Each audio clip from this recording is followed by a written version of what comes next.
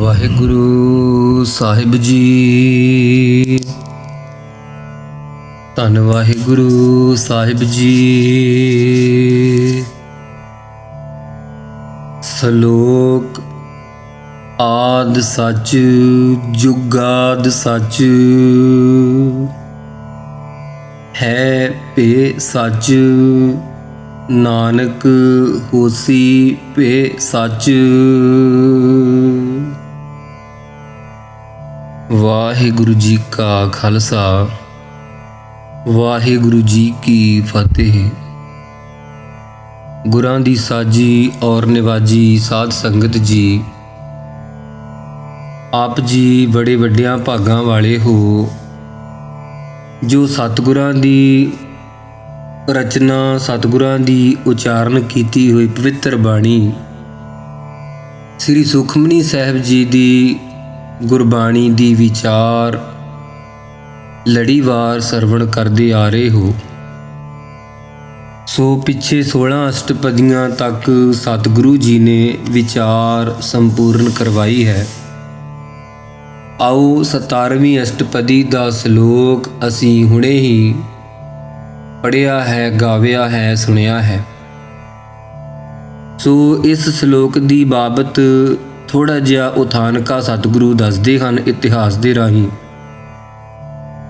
ਇਹ ਸ਼ਲੋਕ ਆਦਿ ਸੱਚ ਜੁਗਾਦ ਸੱਚ, ਇਹ ਸ਼ਲੋਕ ਬਾਬਤ ਉਥਾਨਕਾ ਜੋ ਸੰਪਰਦਾ ਵਾਲੇ ਕਹਿੰਦੇ ਆ, ਉਹ ਸੁਖਮਨੀ ਸਾਹਿਬ ਦੇ ਆਰੰਭ ਵਿੱਚ ਆ ਚੁੱਕੀ ਹੈ, ਇੱਥੇ ਵੀ ਪੇਸ਼ ਹੈ। ਗਿਆਨੀ ਗਿਆਨ ਸਿੰਘ ਨੇ ਤਾਂ ਇਉਂ ਲਿਖਿਆ ਕਿ ਗੁਰੂ ਸਾਹਿਬ 16 ਅਸ਼ਟਪਦੀਆਂ ਉਚਾਰ ਕੇ ਬਾਰਠ ਨਗਰ ਬਾਬਾ ਸ੍ਰੀ ਚੰਦ ਜੀ ਦੇ ਦਰਸ਼ਨ ਕਰਨ ਗਏ। ਉੱਥੇ ਮਹਾਰਾਜ ਨੇ ਬਾਬਾ ਸ੍ਰੀ ਚੰਦ ਜੀ ਨੂੰ ਕਿਹਾ, ਤੁਸੀਂ ਕੋਈ ਬਾਣੀ ਸੁਣਾਓ। ਗੁਰੂ ਸਾਹਿਬ ਦੇ ਵੱਡੇ ਪੁੱਤਰ ਹੋ। ਬਾਬਾ ਜੀ ਨੇ ਕਿਹਾ ਕਿ ਸਾਡੇ ਪਿਤਾ ਗੁਰੂ ਸਾਹਿਬ ਆਪ ਬਾਣੀ ਉਚਾਰਦੇ ਸਨ, ਸਾਡਾ ਅਧਿਕਾਰ ਨਹੀਂ ਬਾਣੀ ਉਚਾਰਨ ਦਾ। ਤੁਸੀਂ ਉਹਨਾਂ ਦੀ ਗੱਦੀ ਦੇ ਮਾਲਕ ਹੋ, ਇਹ ਤੁਹਾਨੂੰ ਹੀ ਬਾਣੀ ਸੌਂਦੀ ਹੈ, ਰਚਨੀ ਜਿਹੜੀ ਹੈ। ਮਹਾਰਾਜ ਨੇ ਫਿਰ ਕਿਹਾ, ਨਹੀਂ ਬਾਬਾ ਜੀ ਕਿਰਪਾ ਕਰੋ। ਉਹਨਾਂ ਕਿਹਾ ਕਿ ਮੈਂ ਸ੍ਰੀ ਗੁਰੂ ਨਾਨਕ ਦੇਵ ਜੀ ਦਾ ਸ਼ਲੋਕ ਤੁਹਾਡੇ ਭੇਟਾ ਕਰਦਾ ਹਾਂ। ਇਹ ਸ਼ਲੋਕ ਬਾਬਾ ਸ੍ਰੀ ਚੰਦ ਜੀ ਨੇ ਮਹਾਰਾਜ ਨੂੰ ਭੇਟ ਕੀਤਾ ਸੀ। ਜੋ ਇਹ ਉਪਰੋਕਤ ਉਚਾਰਿਆ ਹੈ, ਆਦ ਸੱਚ ਜੁਗਾਦ ਸੱਚ, ਹੈ ਭੇ ਸੱਚ ਨਾਨਕ ਹੋਸੀ ਭੇ ਸੱਚ। ਇੱਥੇ ਭੱਬੇ ਨੂੰ ਸਿਹਾਰੀ ਹੈ, ਭੇ ਸ਼ਬਦ ਦਾ ਭੇਦ ਰੱਖਿਆ ਹੈ, ਕਿਉਂਕਿ ਹੋਰਨਾਂ ਥਾਵਾਂ ਤੇ ਭੀ ਆਉਂਦਾ ਹੈ, ਭੱਬੇ ਨੂੰ ਬਿਹਾਰੀ ਆਉਂਦੀ ਹੈ।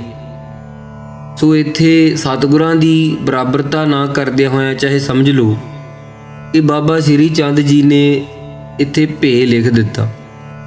ਦੂਸਰੀ ਇਸ ਪ੍ਰਕਾਰ ਦੀ ਉਥਾਨਕਾ ਹੈ ਕਿ ਸੰਪਰਦਾਵਾਂ ਦੀ ਕਿ ਗੁਰੂ ਸਾਹਿਬ ਜਦੋਂ 16 ਅਸ਼ਟਪਦੀਆਂ ਉਚਾਰ ਚੁੱਕੇ ਸਨ, ਬਾਬਾ ਸ੍ਰੀ ਚੰਦ ਜੀ ਅੰਮ੍ਰਿਤਸਰ ਸਾਹਿਬ ਵਿਖੇ ਦਰਸ਼ਨ ਕਰਨ ਵਾਸਤੇ ਆਏ।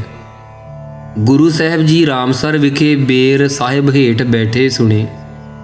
ਇੱਥੇ ਆ ਕੇ ਦਰਸ਼ਨ ਕੀਤੇ ਬਾਬਾ ਸ੍ਰੀ ਚੰਦ ਜੀ ਨੇ।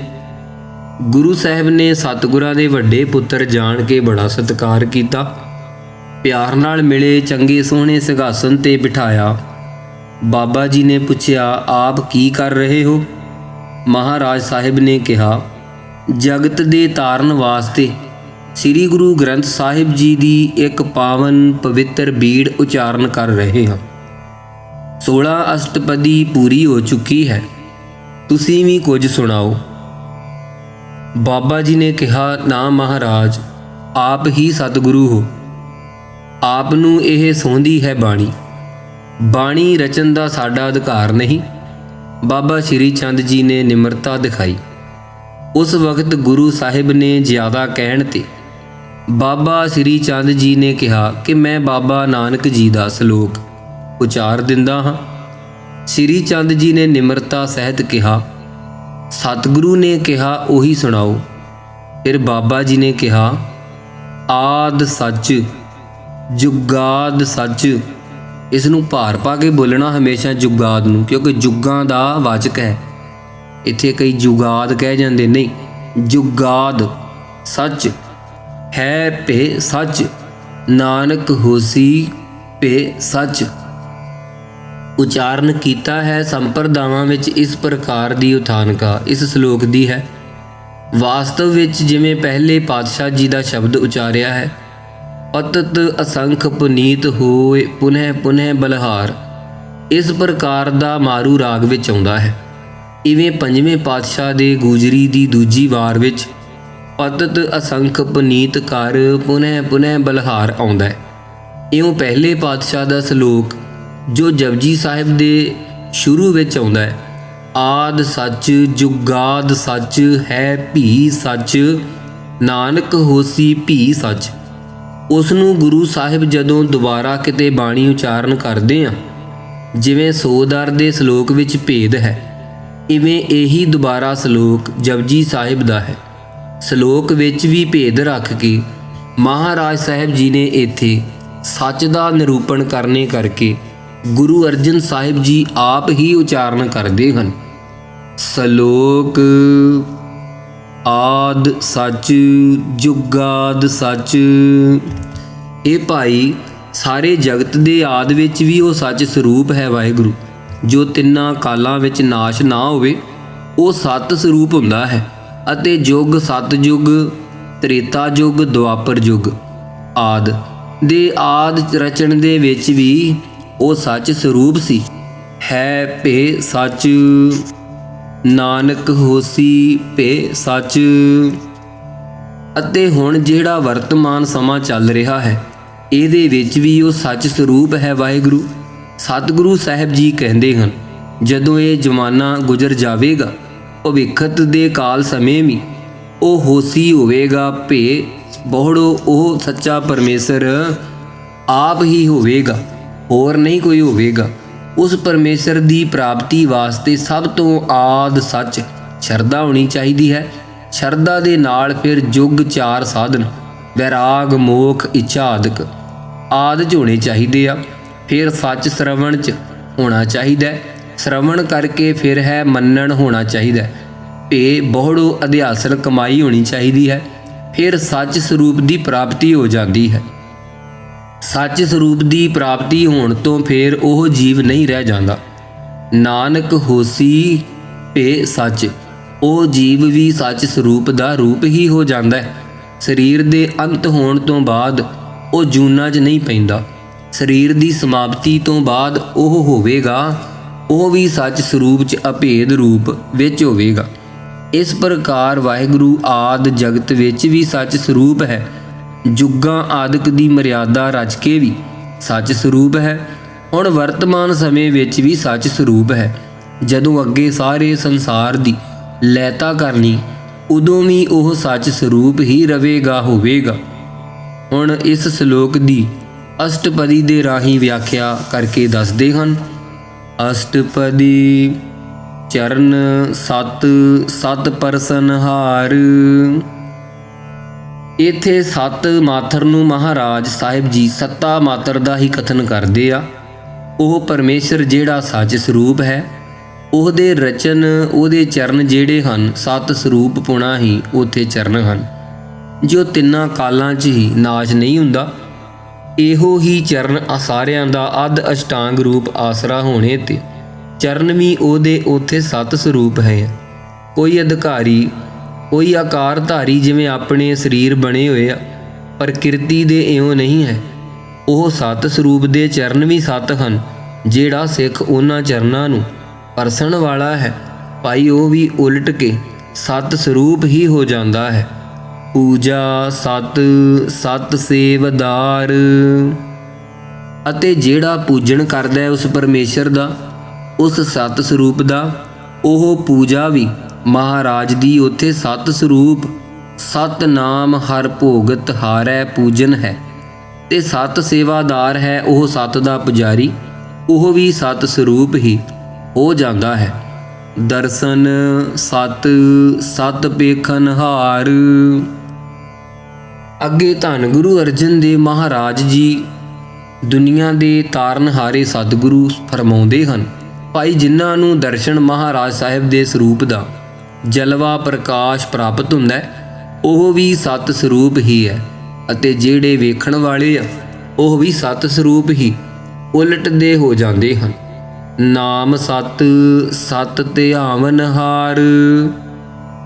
ਸੱਚ ਦੀ ਵਿਆਖਿਆ, ਸਤ ਦੀ ਵਿਆਖਿਆ ਕਰਦਿਆਂ ਸਤਿਗੁਰੂ ਜੀ ਫਰਮਾਉਂਦੇ ਉੱਥੇ ਪਰਮੇਸ਼ਰ ਦਾ ਨਾਮ ਵੀ ਸਤ ਹੈ। ਕਿਰਤਮ ਨਾਮ ਕਥੇ ਤੇਰੇ ਜਿਹਬਾ, ਸਤ ਨਾਮ ਤੇਰਾ ਪਰਾ ਪੂਰਬਲਾ। ਜਿਵੇਂ ਜਪਜੀ ਸਾਹਿਬ ਦੇ ਵੀ ਆਰੰਭ ਵਿੱਚ ਆਉਂਦਾ ਨਾ, ਇੱਕ ਓੰਕਾਰ ਸਤਨਾਮ, ਇਸ ਨੂੰ ਕਦੇ ਵੀ ਸਤਨਾਮ ਨਹੀਂ ਕਹਿਣਾ ਜਾਂ ਸਤਨਾਮ ਕਹਿ ਦੇਣਾ ਜਾਂ ਸਤਨਾਮ ਕਹਿ ਦੇਣਾ, ਇਹਨੂੰ ਕਹਿਣਾ ਸਤਨਾਮ। ਉਹਦਾ ਨਾਮ ਸੱਚਾ ਹੈ। ਕਹਿੰਦੇ ਉਹ ਪਰਮੇਸ਼ਰ ਦਾ ਨਾਮ ਬੜਾ ਪੂਰਬਲਾ ਸਤਨਾਮ ਹੈ।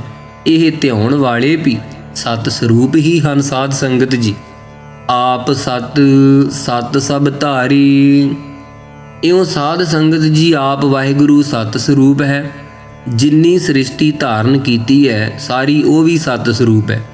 ਉਹਦੀ ਸੱਤਾ ਤੋਂ ਭਿੰਨ ਨਾ ਪ੍ਰਤੀਤ ਹੋਣੇ ਕਰਕੇ ਆਪੇ ਗੁਣਕਾਰੀ। ਹੁਣ ਦੱਸਦੇ ਆ, ਆਪ ਹੀ ਗਿਆਨ ਰੂਪੀ ਗੁਣ ਹੈ। ਸਤ ਸੰਤੋਖ ਦਇਆ ਧਰਮ ਆਦਿਕ ਗੁਣ ਹੈ। ਆਪ ਹੀ ਗੁਣਕਾਰੀ, ਗੁਣਾਂ ਦੇ ਕਰਨ ਵਾਲਾ ਉਪਕਾਰੀ ਹੈ।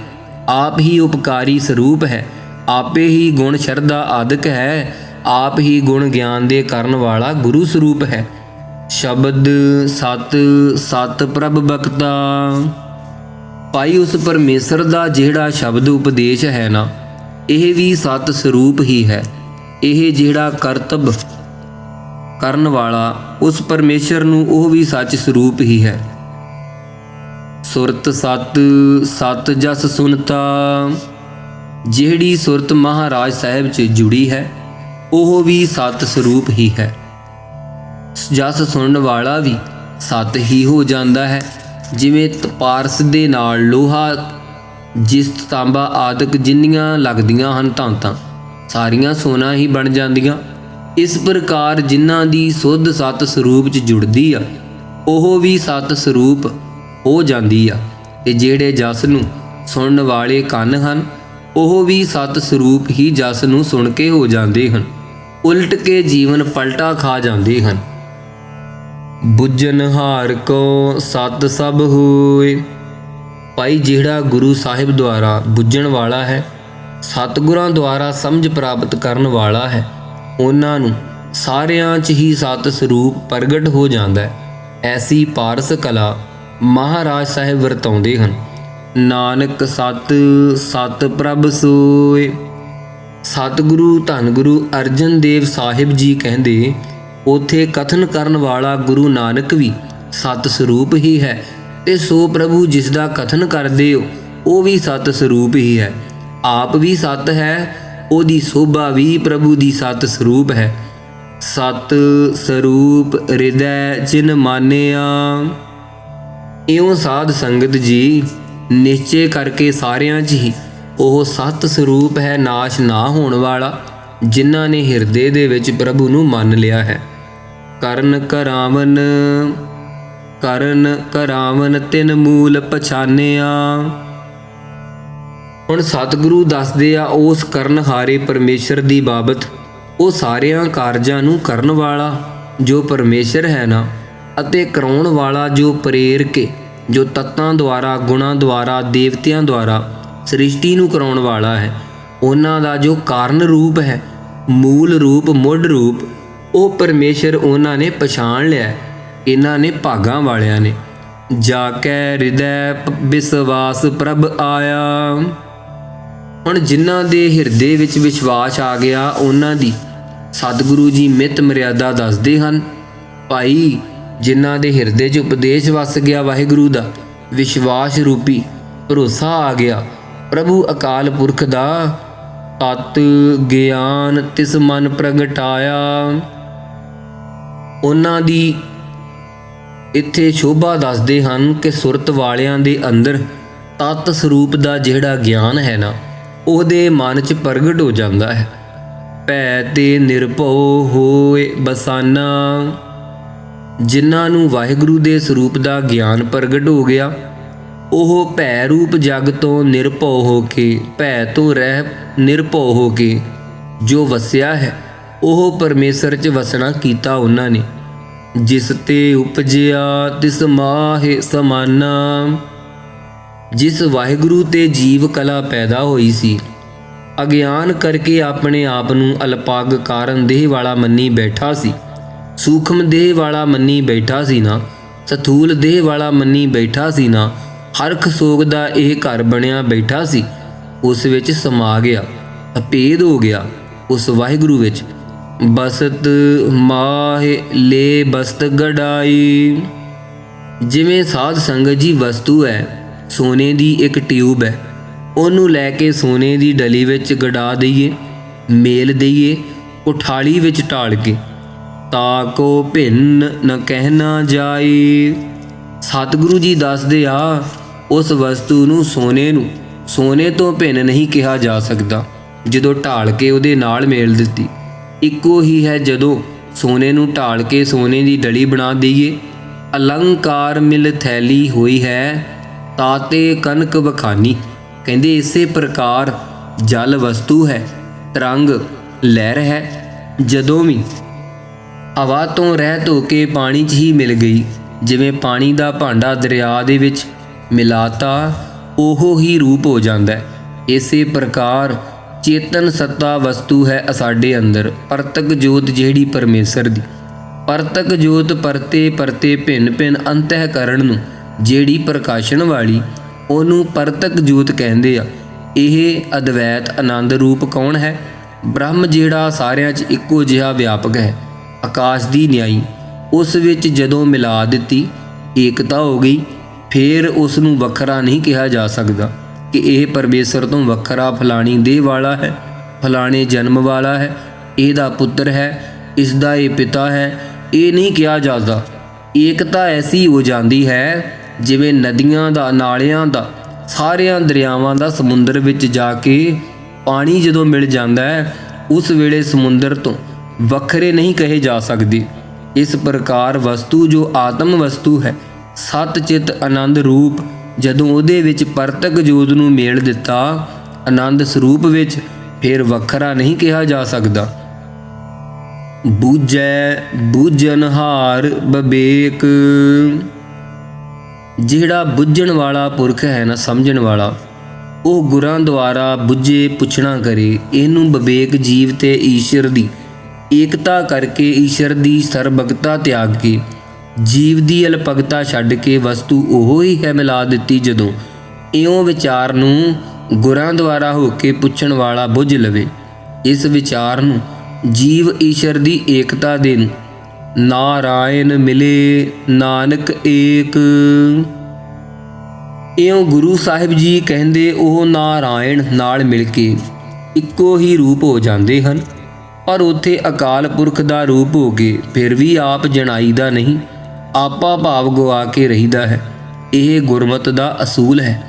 ਇਉਂ ਨਹੀਂ ਕਹਿਣਾ ਜਿਵੇਂ ਕਾਨ੍ਹਾ ਨੇ ਕਿਹਾ ਸੀ, ਉਹੀ ਰੇ ਮੈਂ ਉਹੀ ਰੇ, ਜਾ ਕੋ ਨਾਰਦ ਸਾਰਦ ਹੋਏ, ਤਾ ਅੰਤ ਨ ਪਾਵਤ ਕੋਈ ਰੇ। ਫਿਰ ਸੇਵਕ ਭਾਵ ਰੱਖਣਾ, ਮਨ ਤੋਂ ਰਹਿਤ ਰਹਿਣਾ ਹੈ। ਜਿੰਨਾ ਚਿਰ ਮਨੁੱਖਾ ਦੇਹ ਸਾਡੇ ਪਾਸ ਹੈ, ਇਹਦੇ ਨਾਲ ਕੋਈ ਟਹਿਲ ਕਰਨੀ ਹੈ, ਇਹਦੇ ਕਰਕੇ ਪਰਉਪਕਾਰ ਕਰਨਾ ਹੈ, ਇਹਦੇ ਕਰਕੇ ਆਪਾ ਭਾਵ ਹੋਰਨਾਂ ਦਾ ਵੀ ਗਵਾਉਣਾ ਹੈ, ਆਪ ਦਾ ਵੀ ਗਵਾਉਣਾ ਹੈ। ਇਸ ਪ੍ਰਕਾਰ ਦੇ ਸੇਵਕ ਭਾਵ ਵਿੱਚ ਰਹਿਣਾ ਹੈ। ਠਾਕੁਰ ਕਾ ਸੇਵਕ ਆਗਿਆਕਾਰੀ। ਭਾਈ ਠਾਕੁਰ ਅਕਾਲ ਪੁਰਖ ਵਾਹਿਗੁਰੂ ਦਾ ਸੇਵਕ ਭਾਵ ਧਾਰ ਕਰਕੇ ਮਹਾਰਾਜ ਦੇ ਆਗਿਆਕਾਰੀ ਭਾਣੇ ਵਿੱਚ ਚੱਲਣਾ ਹੈ। ਆਪ ਦੀ ਮਰਜ਼ੀ ਨਾਲ, ਕਰਾਮਾਤ ਨਾਲ ਕੁਝ ਦਾ ਕੁਝ ਨਹੀਂ ਕਰ ਦੇਣਾ, ਉਲਟ ਨਹੀਂ ਕਰ ਦੇਣਾ ਭਾਣੇ ਤੋਂ ਕਿ ਮੇਰੇ ਅੰਦਰ ਤਾਕਤ ਕਾਹਦੀ ਹੋਈ ਜੇ ਮੈਂ ਉਲਟ ਨਾ ਦਿੱਤਾ।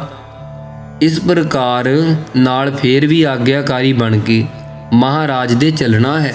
ਭਾਵੇਂ ਕਿਤਨੀਆਂ ਵੀ ਅਸੀਂ ਤਾਕਤਾਂ ਦੇ ਮਾਲਕ ਬਣ ਜਾਈਏ, ਉਹ ਸੇਵਕ ਹੈ ਠਾਕੁਰ ਦਾ ਜਿਹੜਾ ਮਹਾਰਾਜ ਦਾ ਆਗਿਆਕਾਰੀ ਹੈ, ਜਿਹੜਾ ਪਰਮੇਸ਼ਰ ਦੀ ਰਜ਼ਾ 'ਚ ਖੁਸ਼ ਹੋ ਕੇ ਵਰਤਦਾ ਹੈ। ਠਾਕੁਰ ਕਾ ਸੇਵਕ ਸਦਾ ਪੂਜਾਰੀ। ਇਸ ਨੂੰ ਪੁਜਾਰੀ ਨਹੀਂ ਪੜ੍ਹਨਾ, ਪੂਜਾਰੀ ਹੈ। ਠਾਕੁਰ ਅਕਾਲ ਪੁਰਖ ਦਾ ਉਹ ਹੀ ਸੇਵਕ ਹੈ ਨਾ ਭਾਈ, ਜਿਹੜਾ ਸਦਾ ਪਰਮੇਸ਼ਰ ਨੂੰ ਪੂਜਣ ਕਰਦਾ ਰਹਿੰਦਾ। ਜਿਹੜਾ ਮਨ ਹੈ ਸਾਡਾ ਇਹ ਮੰਦਰ ਹੈ, ਇਹਦੇ 'ਚ ਪ੍ਰਤੱਖ ਚੇਤਨ ਆਪ ਜੋਤੀ ਸਰੂਪ ਠਾਕੁਰ ਹੈ। ਉਹਦੀ ਪੂਜਾ ਕਰੇ, ਮਨ ਸਨਮੁਖ ਹੋ ਕੇ ਉਹਦੀ ਹਰ ਵਕਤ ਲਿਵ 'ਚ ਜੁੜਿਆ ਰਹਿੰਦਾ। ਇਉਂ ਸਦਾ ਦਾ ਪੁਜਾਰੀ ਬਣਿਆ ਹੋਇਆ ਉਸ ਠਾਕੁਰ ਅਕਾਲ ਪੁਰਖ ਦਾ। ਠਾਕੁਰ ਕੇ ਸੇਵਕ ਕੈ ਮਨ ਪ੍ਰਤੀਤ। ਜੋ ਅਕਾਲ ਪੁਰਖ ਦਾ ਸੇਵਕ ਬਣਿਆ ਹੈ ਉਹਦੇ ਅੰਦਰ ਪੂਰਾ ਭਰੋਸਾ ਹੈ, ਪੱਕੀ ਪ੍ਰਤੀਤ ਹੈ। ठाकुर की सेवक के निर्मल रीत। ठाकुर के सेवक की निर्मल रीत। आ संगत जी, इत्थे कुछ लिखण वालियां वल्लों, ये पोथी छपाउण वालियां वल्लों ये त्रुटि रह गई, गलती हुई है। जो ठाकुर की सेवक लिखिया इत्थे पिछे आउणा सी की, वो पढ़ भी उसी तरह हो गया। सो ये इस तरह है, ठाकुर के सेवक की निर्मल रीत। जो ठाकुर दा वाहिगुरू दा सेवक बनया है ओदी निर्मल उज्जल मर्यादा है। मैल वाली लालच वाली रीति नहीं है उन्हां दी कोई। ठाकुर को सेवक जानै संग। ठाकुर अकाल पुरख दे ताई जिहड़े सेवक आ ਉਹਨੂੰ हर वक्त अंग संग ही जाणदे आ। कदे बेमुख नहीं हुंदे, दूर नहीं जाणदे। प्रभ का सेवक नाम कै रंग। इन्ना महाराज रस सेवक नूं क्यों प्राप्त होया? महाराज कहिंदे प्रभु दा सेवक अकाल पुरख दे नाम दे रंग च रंगिया रहिंदा है। सेवक कहो प्रभ पालन हारा। भाई सेवकां दी परमेसर आप पालना करन वाला है। सेवक की राखै निरंकारा। आप दे सेवक दी नायकी भावें आकारां तो रहत है परमेसर, फिर भी आप दे सेवकां दी रखिया करदा है। सो सेवक जिस दया प्रभ धारै। सेवक भी दुनिया च ओहो ही परमेसर दा हो सकदा है जिन्हां ते मेरा वाहिगुरू दयालता धारदा है। नानक सो सेवक सास सास समारै। दया दी निशानी की है? सतगुरु जी दसदे हा, ओह सेवक भाई सवास सवास वाहिगुरू नूं संभारदा है, याद करदा रहिंदा है। ਇਹ सेवक दे चिन्ह ਹਨ। अपने जन का परदा ढाकै। इत्थे ढाके नहीं कहना, ढाकै। कहंदे जिहड़े महाराज दे अपने जन सेवक बने आ ना, उन्हां दा अंतरजामी वाहिगुरू पर्दा ढकदा है। लोक विच भी ते परलोक विच भी। असीं जिवें जाणदे आ ना, कबीर साहिब जी दे नाल ईरखा करके उत्थों दे ब्राह्मण लोकां ने अते साधुआं ने कि कबीर दी बाहली वडियाई हो गई। चिट्ठियां लिख के पा दित्तियां कि जमातां बना के आओ, कबीर दे घर जग है। उस वेले कबीर साहिब दे घर सेर आटा भी नहीं सी, इन्नी गरीबी सी। कबीर साहिब जी बाहर बैठे सन, रण सिंगे वजदे आउण, जमातां तुरियां आउण। कबीर साहब कहिंदे कित्थे नूं जमातां चलियां? कहिंदे तैनूं नहीं पता, कांछी च रहिंदा है, कबीर साहिब दे घर जग है। चंगा फिर। कहिंदे जिने जग करना आपे ही करेगा। उत्थे ही बैठ गए प्रेम नाल। अंतरजामी ने अपने भगत दी लाज जान करके कबीर दा एक रूप धार लिया, एक राजे दा रूप धार लिया। दो रूप धार के सारियां साधां नूं सांभिया। चंगी तरह उन्हां नूं बहुत सारे पदार्थ मठियाइयां खुआइयां, उन्हां नूं तुरन ना दिता। सारे मठियाइयां खा के बीमार हो गए, कई भज्जण नूं तैयार होए। महाराज ने गड्डे लद लद के मठियाइयां दे नाल तोड़ दिते। उस वेले फिर धन कबीर करदे जाण। कबीर साहब कोल आके कहिंदे हुण क्यों इत्थे बैठा है, तेरा कारज पूरा हो गया है, घर बैठ चल के। कबीर साहब घर आके बैठ गए। लोग कहण लगे कबीर तेरे वर्गा जग किसी ने नहीं कीता। तद कबीर ने कहा कबीर ना हम किया न करेंगे, ना कर सकै शरीर। क्या जानो किश हर किया, भयो कबीर कबीर। ਕੀ ਜਾਣੀਏ ਜੋ ਕੁਛ ਵਾਹਿਗੁਰੂ ਜੀ ਨੇ ਕੀਤਾ ਹੈ, ਐਵੇਂ ਮੇਰਾ ਨਾਮ ਹੀ ਮਾਂ ਕਮਲੀ ਨੇ ਕਬੀਰ ਰੱਖਤਾ ਸੀ। ਕਬੀਰ ਨਾਮ ਵੱਡੇ ਦਾ ਹੁੰਦਾ ਤੇ ਵੱਡਾ ਪਰਮੇਸ਼ਰ ਦਾ ਨਾਮ ਹੈ। ਵੱਡਾ ਉਹ ਪਰਮੇਸ਼ਰ ਹੀ ਹੈ, ਉਹਦਾ ਨਾਮ ਸੀ, ਉਹਦਾ ਨਾਮ ਮੇਰਾ ਹੋ ਗਿਆ। ਮੈਂ ਕੌਣ ਹਾਂ? ਇਸ ਪ੍ਰਕਾਰ ਸਾਧ ਸੰਗਤ ਜੀ, ਆਪ ਦੇ ਜਨਾਂ ਦਾ ਪਰਦਾ ਸੱਚੇ ਪਾਤਸ਼ਾਹ ਜਦੋਂ ਉਹਨਾਂ ਤੇ ਔਂਕੜ ਆ ਬਣੇ ਆਪ ਢੱਕਦਾ ਹੈ, ਆਪ ਲੱਜਿਆ ਰੱਖਦਾ ਹੈ। ਆਪਣੇ ਸੇਵਕ ਕੀ ਸਰ ਪਰ ਰਾਖੈ। ਧੰਨ ਗੁਰੂ ਅਰਜਨ ਦੇਵ ਮਹਾਰਾਜ ਜੀ ਫਰਮਾਉਂਦੇ ਆਪਣੇ ਸੇਵਕਾਂ ਦੀ ਸਰ ਪਰ ਜ਼ਰੂਰ ਪਰ ਜ਼ਰੂਰ ਜਦੋਂ ਕਦੋਂ ਲੋੜ ਪੈਂਦੀ ਹੈ ਨਾ, ਉਹ ਰੱਖਿਆ ਕਰਨ ਆਉਂਦਾ ਹੈ। ਪਰਮੇਸ਼ਰ ਰੱਖਿਆ ਕਰਦਾ ਹੈ। ਆਪਣੇ ਦਾਸ ਕੋ ਦੇ ਵਡਾਈ। ਆਪਣੇ ਸੇਵਕਾਂ ਨੂੰ, ਦਾਸਾਂ ਨੂੰ ਮਹਾਰਾਜ ਸਾਹਿਬ ਜੀਵਨ ਮੁਕਤ ਦੀ ਵਡਿਆਈ ਬਖਸ਼ਦੇ ਹਨ। ਆਪਣੇ ਸੇਵਕ ਕੋ ਨਾਮ ਜਪਾਈ। ਜੋ ਮਹਾਰਾਜ ਸਾਹਿਬ ਦੇ ਆਪਣੇ ਸੇਵਕ ਬਣੇ ਆ, ਉਹਨਾਂ ਨੂੰ ਆਪਣੇ ਨਾਮ ਦਾ ਜਾਪ ਆਪ ਹੀ ਕਰਵਾਉਂਦੇ ਕਿਰਪਾਲੂ ਹੋ ਕੇ। ਆਪਣੇ ਸੇਵਕ ਕੀ ਆਪ ਪਤ ਰਾਖੈ। ਆਪ ਦੇ ਸੇਵਕ ਦੀ ਪਤ ਪ੍ਰਤਿਸ਼ਠਾ ਸੱਚੇ ਪਾਤਸ਼ਾਹ ਜੀ ਆਪ ਰੱਖਦੇ ਹਨ। ਕੋਈ ਉਸ ਦੀ ਇੱਜ਼ਤ 'ਚ ਫਰਕ ਨਹੀਂ ਪਾ ਸਕਦਾ। ਤਾਂ ਕਿ ਗਤ ਮਿਤ ਕੋਇ ਨ ਲਾਖੈ। ਉਸ ਪਰਮੇਸ਼ਰ ਦੀ ਗਤ ਪ੍ਰਾਪਤੀ ਦੀ ਮਿਤ ਮਰਿਆਦਾ ਨੂੰ ਕੋਈ ਨਹੀਂ ਜਾਣ ਸਕਦਾ, ਨਾ ਜਾਣ ਸਕਿਆ ਹੈ, ਕੋਈ ਨਹੀਂ ਲੱਖ ਸਕਦਾ। ਪਰ ਆਪਣੇ ਸੇਵਕਾਂ ਦੀ ਪਤ ਵੀ ਆਪ ਹੀ ਰੱਖਣ ਵਾਲਾ ਹੈ। ਪ੍ਰਭ ਕੇ ਸੇਵਕ ਕੋ ਨ ਪਹੁੰਚੈ।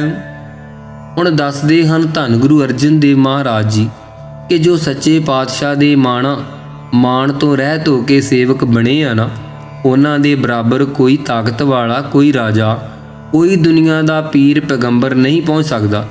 ਏਡਾ ਵੱਡਾ ਦਰਜਾ ਹੁੰਦਾ ਸੇਵਕ ਦਾ। ਪ੍ਰਭ ਕੇ ਸੇਵਕ ਊਚ ਤੇ ਊਚੇ। ਹੁਣ ਹੋਰ ਵੀ ਸੇਵਕਾਂ ਦਾ ਦਰਜਾ ਦੱਸਦੇ ਹਨ ਧੰਨ ਗੁਰੂ ਅਰਜਨ ਦੇਵ ਜੀ। ਜਿਹੜੇ ਮਹਾਰਾਜ ਸਾਹਿਬ ਦੇ ਸੇਵਕ ਬਣੇ ਆ ਨਾ, ਉੱਚੇ ਜੋ ਹਨ, ਬ੍ਰਹਮਾ ਆਦਿ ਪਦਵੀਆਂ ਦੇ ਮਾਲਕ ਹਨ। ਕਹਿੰਦੇ ਪ੍ਰਭੂ ਦਾ ਸੇਵਕ ਉਹਨਾਂ ਤੋਂ ਵੀ ਉੱਚੇ ਤੋਂ ਉੱਚਾ ਹੈ। ਜੋ ਪ੍ਰਭ ਆਪਣੀ ਸੇਵਾ ਲਾਇਆ। ਦੱਸਦੇ ਆ ਭਾਈ, ਜੋ ਪੁਰਖ ਵਾਹਿਗੁਰੂ ਜੀ ਨੇ ਆਪ ਦੀ ਸੇਵਾ ਵਿੱਚ ਲਾ ਲਿਆ ਹੈ, ਜੋ ਪਿਆਰਾ ਲੱਗਾ ਹੈ। ਨਾਨਕ ਸੋ ਸੇਵਕ ਦਹਿ ਦਿਸ ਪ੍ਰਗਟਾਇਆ। ਹੁਣ ਇਸ 17ਵੀਂ ਅਸ਼ਟਪਦੀ ਦੇ ਚੌਥੇ ਬੰਦ ਵਿੱਚ ਦੱਸ ਰਹੇ ਆ, ਸਤਿਗੁਰੂ ਸਾਹਿਬ ਜੀ ਕਹਿੰਦੇ ਉਹ ਸੇਵਕ ਦਸੋਂ ਦਿਸ਼ਾ ਵਿੱਚ ਸੂਰਜ ਵਾਂਗੂ ਰੋਸ਼ਨ ਕਰਕੇ ਪ੍ਰਗਟ ਕਰ ਦਿੱਤਾ ਜਾਂਦਾ ਵਾਹਿਗੁਰੂ ਵੱਲੋਂ। ਉਹ ਫਿਰ ਚਾਰੇ ਜਾਗੇ ਚੌਜੁਗੀ ਵਾਲੀ ਸਤਿਗੁਰੂ ਜੀ ਜਿਹੜੀ ਹੈ ਇੱਕ ਵਾਰ ਕਰਾਮਾਤ ਵਰਤਾਉਂਦੇ ਹਨ। ਸੋ ਇਹ ਸੀ 17ਵੀਂ ਅਸ਼ਟਪਦੀ ਤੱਕ 4 ਪਦਿਆਂ ਦੀ ਵਿਚਾਰ। ਬਾਕੀ ਜੋ ਬਚੀ 4 ਪਦਿਆਂ ਦੀ ਵਿਚਾਰ ਅਸੀਂ ਕੱਲ੍ਹ ਵਾਲੇ ਸਮੇਂ ਵਿੱਚ ਵਿਚਾਰਾਂਗੇ।